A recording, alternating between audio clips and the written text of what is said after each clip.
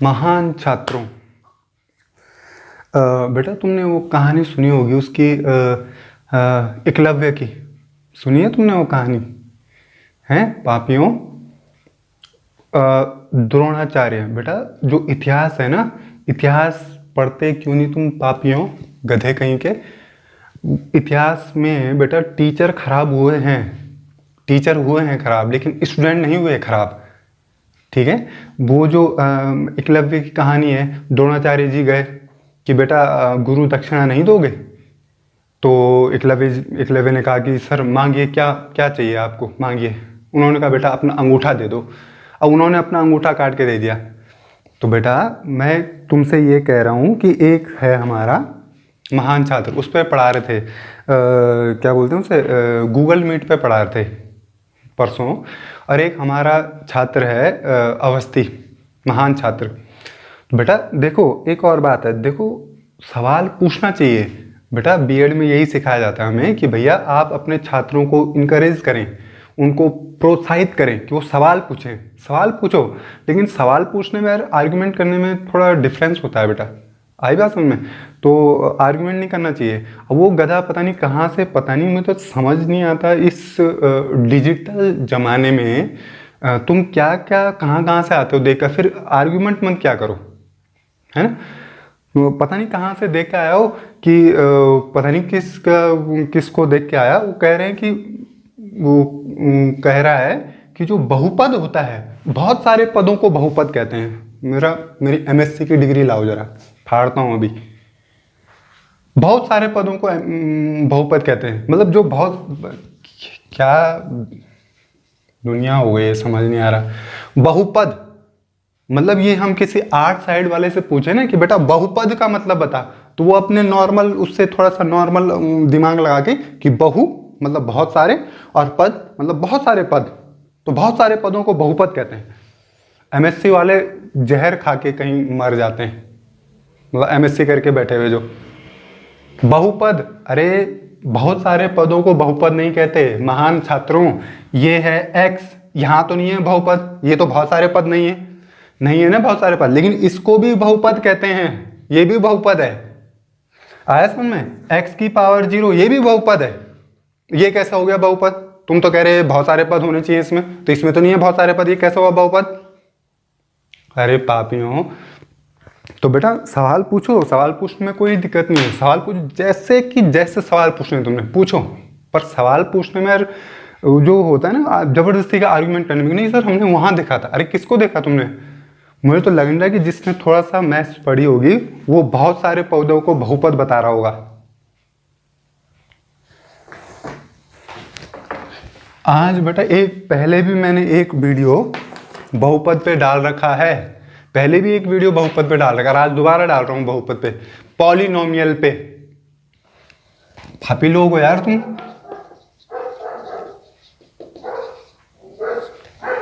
Polynomial यानी कि बहुपद। बहुपद किसे कहते हैं? बहुपद। बहुपद समझने के लिए पहले कुछ टर्म्स समझनी पड़ेंगी हमें, है ना। सबसे पहले वेरिएबल समझना पड़ेगा। वेरिएबल का मतलब होता है चर। आया समझे? वेरिएबल मतलब चर, यानी कि ऐसे सिंबल, वेरिएबल वो सिंबल होते हैं। Mathematics is all about symbols. ऐसे सिंबल्स जो अपनी वैल्यू बदलते रहते हैं। जैसे x की वैल्यू, जैसे x है, x अपनी वैल्यू, x की वैल्यू फिक्स थोड़ी है।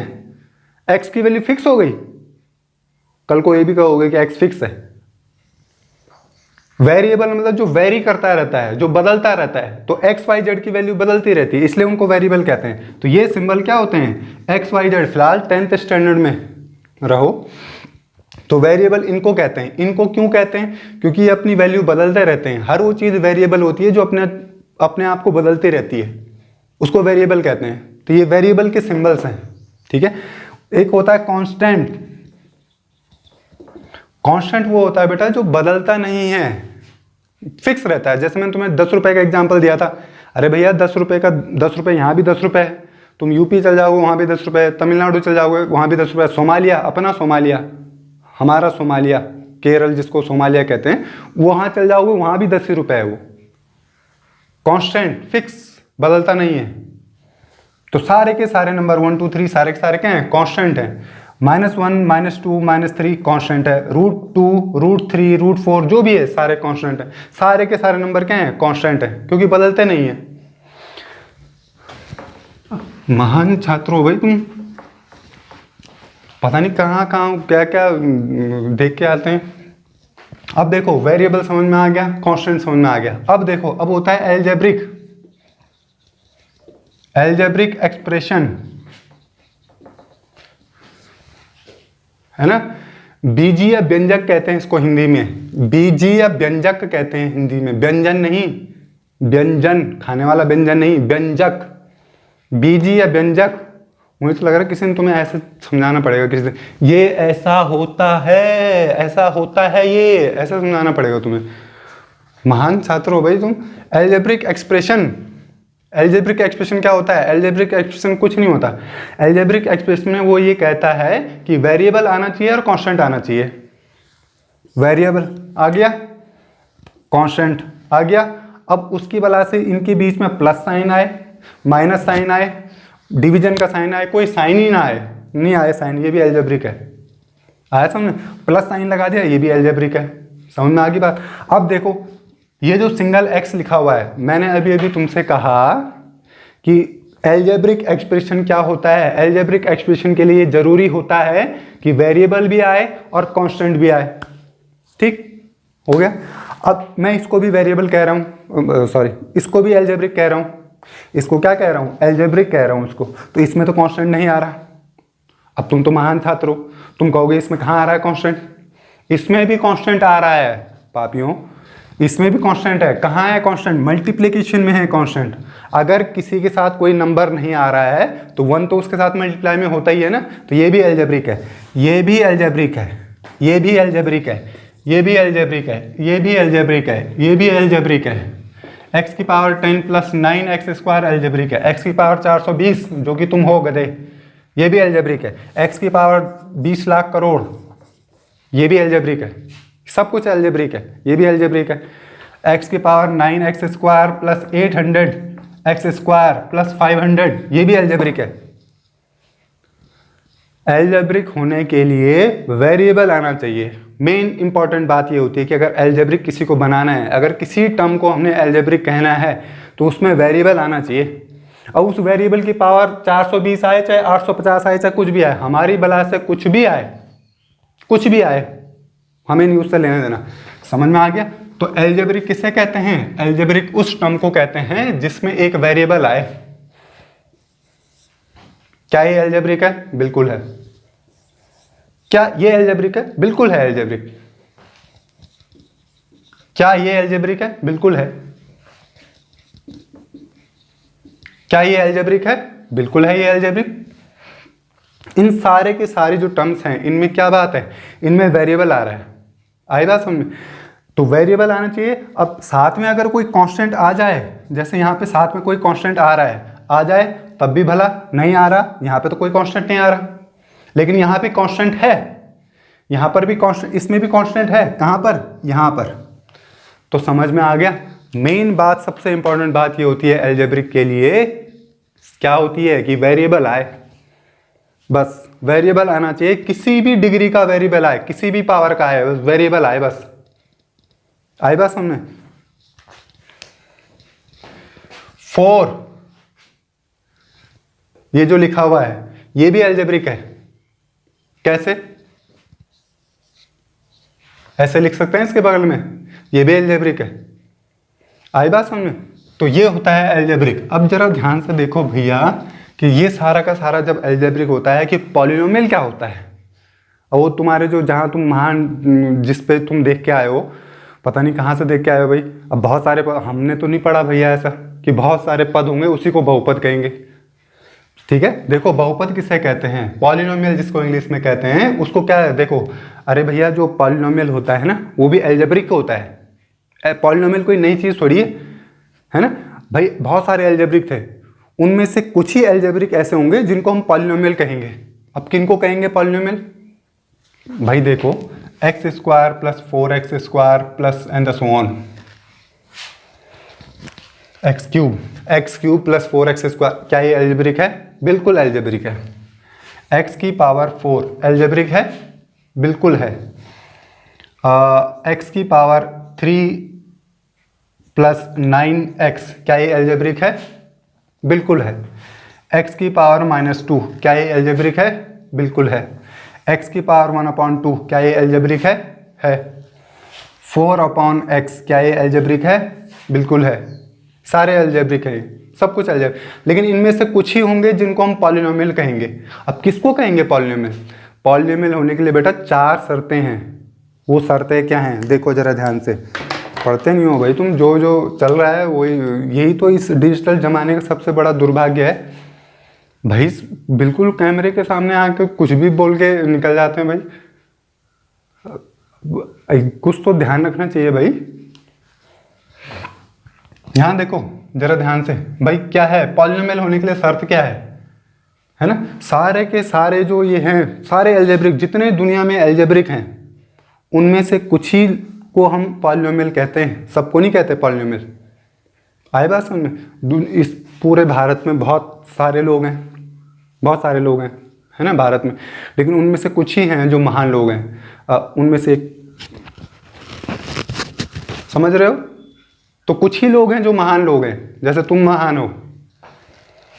देखो पहली कंडीशन क्या है, पहली शर्त क्या है? क्या क्या है पहली शर्त? पहली शर्त यह है कि फाइनाइट टर्म हो।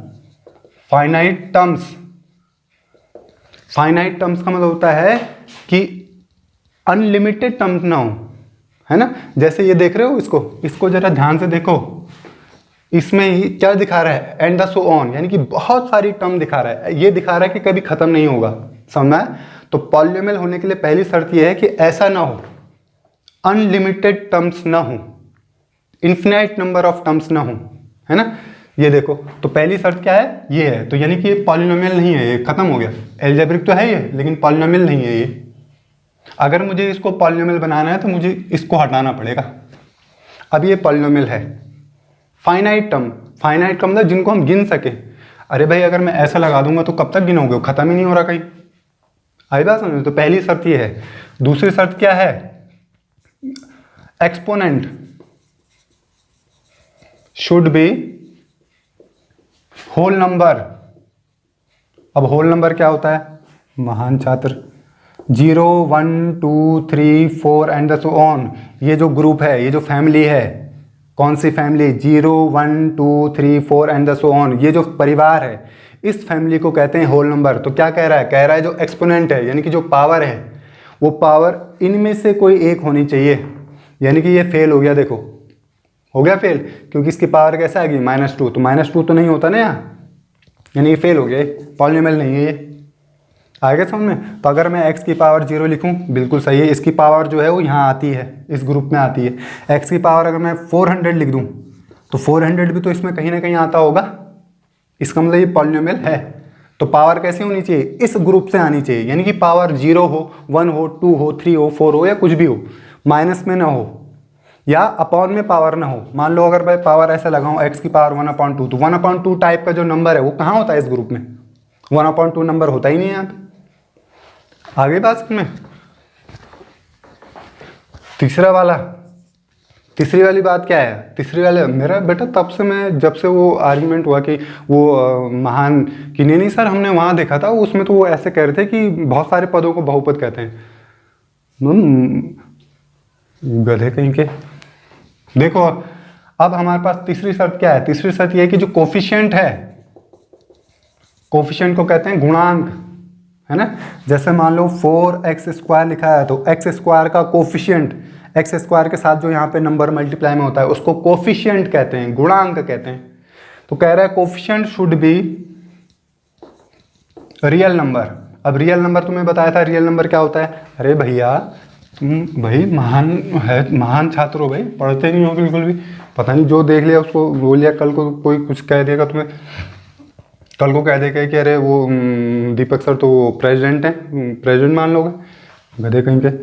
देखो अब जरा ध्यान से ये देखो कि रियल नंबर क्या होता है। इस दुनिया में जितने नंबर है ना, जितने नंबर है प्लस के, माइनस के, अपॉन के, फलाना फलाना ढिमका, जो भी नंबर है सारे रियल नंबर हैं, सिर्फ इन नंबरों को छोड़ के, इन नंबरों को छोड़ के।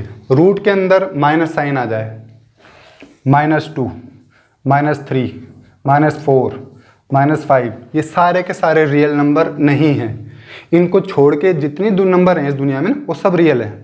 मान लो अगर मैं ऐसा लिख दूं, ये भी रियल नंबर है, ऐसा लिख दूं, ये भी रियल नंबर है, क्योंकि माइनस साइन बाहर आ रहा, अंदर तो नहीं आ रहा ना, तो बाहर आ रहा, चलेगा कोई बात नहीं, ये रियल नंबर है। लेकिन ये नहीं है रियल नंबर, तो कह रहा है कि coefficient should be real number, यानी कि कोफिशिएंट कैसा होना चाहिए, रियल नंबर होना चाहिए। अगर मैं यहाँ पे ऐसा लगा दूं तो इसका जो कोफिशिएंट है वो रियल नंबर कहाँ है, इसका मतलब ये पॉलिनोमियल भी नहीं है। अगर मैं ये साइन उठा के यहाँ से बाहर लगा दूं तो अब क्या ये पॉलिनोमियल है, बिल्कुल है, क्योंकि इसका जो कोफिशिएंट है वो कैसा है, रियल नंबर है। और चौथी और लास्ट चीज क्या कहता है, variable shouldn't be in denominator. जो वेरिएबल है वो डिनोमिनेटर में नहीं जाना चाहिए, मतलब चिल्ला चिल्ला के गला फट गया, 4x/x⁻²। अब जरा ध्यान से देखो हो क्या रहा है, मान लो इससे मैं इसे कैंसिल कर दूं तो 4 क्या बचेगा, x बचेगा। तो वेरिएबल कहाँ चला गया, डिनोमिनेटर में चला गया। वेरिएबल डिनोमिनेटर में नहीं जाना चाहिए, आया समझ में। तो ये क्या है, ये एल्जेब्रिक है लेकिन पॉलिनोमियल नहीं है। क्यों, क्योंकि ये जो फोर्थ कंडीशन है, जो चौथी शर्त है, उसका उल्लंघन करता है, ये वायलेट करता है, इसको समझना है। तो वेरिएबल कभी भी डिनोमिनेटर में नहीं जाना चाहिए। हाँ अगर ऐसा जाए 4x⁻³ मान लो ऐसा हो, ऊपर बड़ी पावर है देखो, तो यहाँ से इसे कैंसिल करोगे तो x की पावर क्या बचेगी, 1 बचेगी, तो 4x बचेगा ना। तो ऐसे में चल सकता है, लेकिन नीचे यानी कि कट पिटने के बाद, कैंसिलेशन के बाद नीचे डिनोमिनेटर में वेरिएबल नहीं बचना चाहिए। अगर बच रहा है तो समझ जाओ पॉलिनोमियल नहीं है। महान छात्र। और कैसे, तो तुम्हारे जो जहाँ तुम देख के आ रहे हो भाई, पता नहीं क्या देख के आ रहे हो, 4x⁻1/2 + 3x²। अब बताओ ये पॉलिनोमियल है कि नहीं है। और अगर पॉलिनोमियल है, सॉरी, अगर पॉलिनोमियल नहीं है तो क्यों नहीं है, कौन से रूल को ब्रेक कर रहा है ये। सीधे जाओ, सीधे जाओ, कहाँ जाओ, इधर आओ, सीधे जाओ और वेरिएबलों को देखो। वेरिएबल की पावर क्या है, 1/2। क्या कहा था पावर के बारे में कि exponent should be whole number. इसकी पावर देखो 1/2 लगा रखा है, क्या ये होल नंबर है, ये होल नंबर नहीं है। आया समझ में, इसका मतलब ये सारा का सारा पॉलिनोमियल नहीं है। आगे बात समझ में। मान लो अगर ऐसा लिखें, ऐसा, समझ रहे हो। तो यहाँ देखो, अगर ये हमारे पास ये जो है, ये जो सिस्टम है, इसको अगर एक्सपोनेंट फॉर्म में लाएं, एक्सपोनेंट फॉर्म में लाएंगे तो ये तो पता होगा कि 1/2 लगाते हैं ना इस साइन के लिए, जो अंडर का साइन है इसके लिए 1/2 आता है यहाँ पावर में। आगे तो इसकी जो पावर है, इसका जो एक्सपोनेंट है कैसा है वो, क्या वो होल नंबर है, नहीं है वो होल नंबर। इसका मतलब ये पॉलिनोमियल नहीं है। आई बात समझ में। तो बेटा ये देखा करो, और कोई बात नहीं, सवाल पूछो, अरे दुनिया भर के सवाल पूछो भाई, जहाँ हम पढ़ाते हैं बच्चे दुनिया भर के सवाल पूछते हैं। पूछो, सवाल पूछने से बेटा कभी ऐसा, मेरे जो पढ़ाई का जो ये है ना, जो मेरा पढ़ाई का जो टाइम है, या जो पढ़ाई में मैंने पढ़ाता हूँ बच्चों को, उस पूरे इतने सालों में मैंने कभी बच्चों को टोका नहीं बेटा। हाँ पिटाई की, ठुकाई, बहुत ठुकाई करी हमने, बहुत धुनाई करी, धुनते भी हैं, धुनना पड़ता है कभी कभी महान लोगों को। और धुनते बेटा ऐसे नहीं है, कुछ कारण होता है, धुनते हैं, फिर इंटरवल में बुलाते हैं गधों को, फिर खिला पिला के उनको मना के, बेटा यहाँ पे गलती थी तुम्हारी, ऐसा है, ये ऐसा नहीं करते। मैं मार के कभी नहीं छोड़ता बेटा बच्चों को। मारो, मैं मारता हूँ, कभी होता है वो कोशिश करते हैं नहीं मारे, लेकिन कभी कभी हैं ऐसे, तो धन से धुनते हैं, धुन के फिर इंटरवल में बुलाता हूँ। क्योंकि मार के छोड़ दिया तो तुमने एक तरह से उसको और बिगाड़ दिया, वो और ज़्यादा वो हो जाएगा। तो उसको बुलाते हैं इंटरवल में, उसको बैठाता हूँ अपने पास, उसको कुछ खिलाता हूँ कैंटीन से मंगा के, उसको समझाता हूँ कि भाई देख ये था बेटा, कोई पर्सनल वो थोड़ी है किसी से।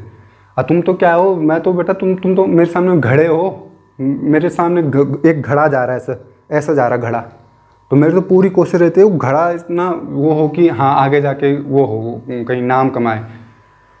समझना है? सवाल पूछो, बिल्कुल पूछो, लेकिन तुम कभी कभी आर्गुमेंट करने लग जाते हो, वो गलत बात है ना। आर्गुमेंट करने में, सवाल पूछने में अंतर होता है। समझना है? तो इसको देखो, पढ़ा करो भाई। चैनल को क्या कहा था तुमसे, लाइक करो, सुनते नहीं। चलो मिलते हैं कल।